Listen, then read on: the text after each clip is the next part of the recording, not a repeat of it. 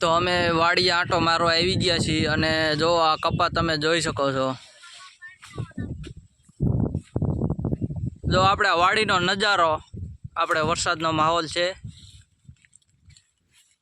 અને જો આ કપા મોટો માથોડું એક કપા થઈ ગયો છે અને ઝીંડવા ઘણા થઈ ગયા છે અને અત્યારે નજારો સારો છે આપણે દીનો, આપણે તડકો નથી ને એટલે તમે જોઈ શકો છો। અને જો એક આ એરંડા થઈ ગયા છે, આ ઈયળી હુકી જાય છે થોડીક, જોવો તમે। અને કપા પણ ફાટી ગયો છે, તમને દેખાડું થોડોક ડાબકા રેખું છે, જોવો જેટલા 3 ડાબકા ફાટી ગયા છે જોવો।